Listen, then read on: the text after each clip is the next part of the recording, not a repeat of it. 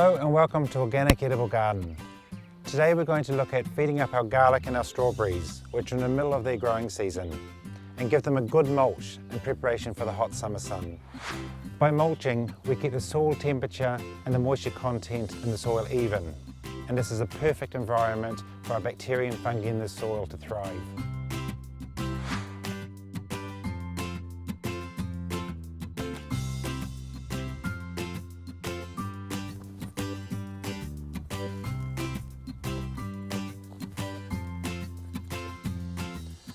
I'm lifting the netting to put the mulch and to feed the garlic, but when I've finished I'll put the net back down again, because once we have mulch here there's a lot of earthworms in the garden and the birds love to come in and flick the mulch all over the place.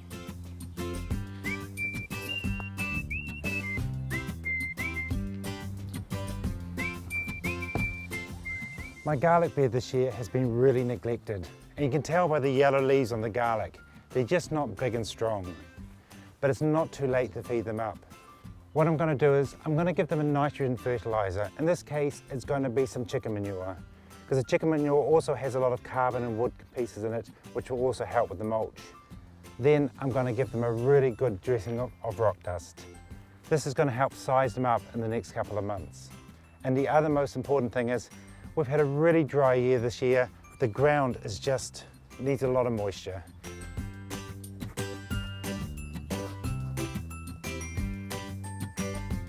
Most people think when they put their plants into a bed that's enriched with nutrients at the beginning of the growing season that that's enough.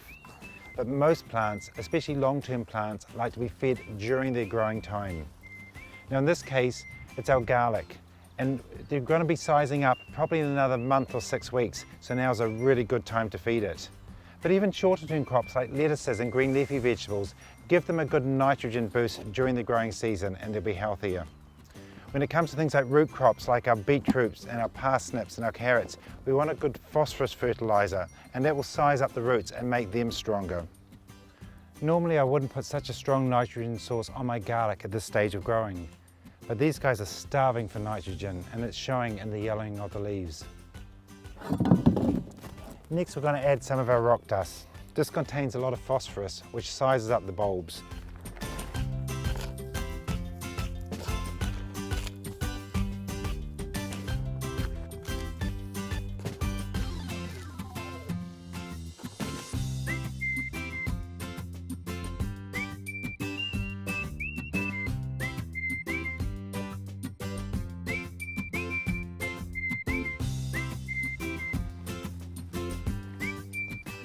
Next we're going to go and mulch our garlic, and today I'm going to use a pea straw to put around them.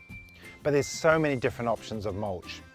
Here we have an oat straw, which is also really good, but if you're using a straw or a hay, you need to make sure it's got something that's got no seeds in. So things like meadow hay or just lawn clippings, that can bring seeds and weeds into your garden. Another option is just rotted down old sawdust. This is also really good and will put lots of carbon back into your garden. But make sure it's rotted down well, otherwise it's going to rub all the nitrogen out your soil. One of my favourites is lucerne, and you can buy it as a straw, but I like to buy it as a chaff. This really beds well in the garden and feeds all the plants at the same time.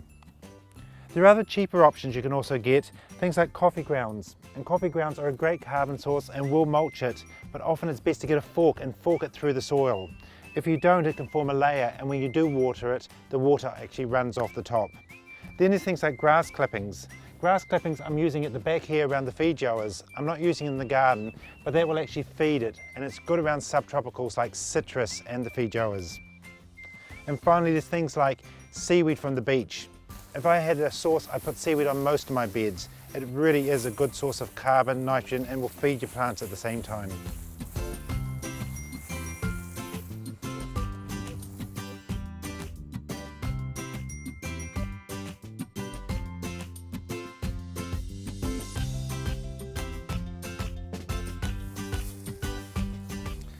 It looks a bit of a mess at the moment, but in a few days this will all settle down and it'll make a nice layer of mulch around the plants. It's really important now to give it a good watering. This will activate the nitrogen in the chicken poo to start feeding these plants straight away. It'll also bed down the mulch and get these plants going again.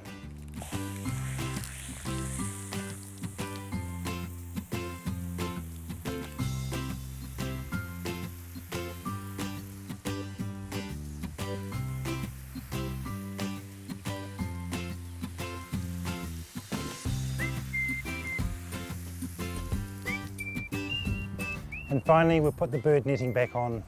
We don't want the birds in here destroying all our good work.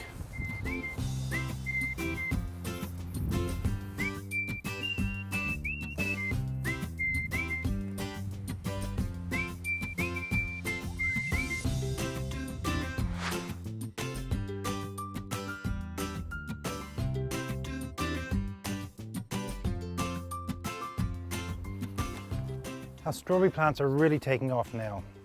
Their roots are going down to that nitrogen source we gave them, and it's making the leaves nice and green and glossy. But also, it's starting to set fruit, and there's lots of flowers on it, so we have to feed it a high potassium fertilizer.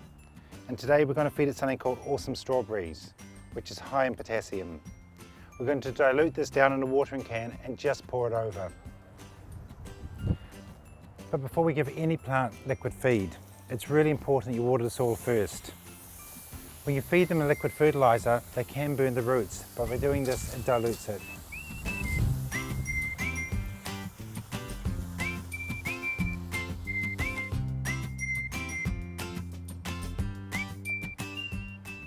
It probably needs 5 mils per 5 litres of water.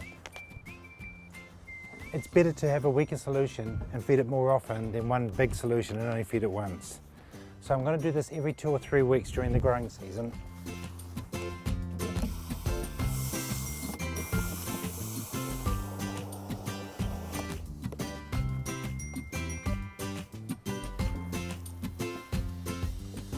If you don't have strawberry food, you can do things like fish and seaweed mixtures, which also are really good for your strawberry plants.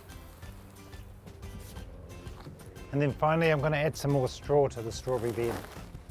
Even though it's still got some on, this will really help with keeping the more moisture in the soil. But also, strawberries actually don't like to be sitting on the soil. That causes rot for them. So this will also help with that.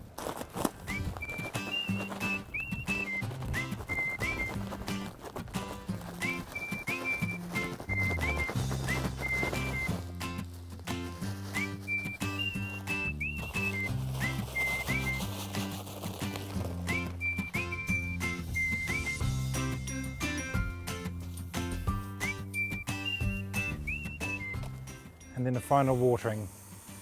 This will bed the straw in and keep it from blowing away.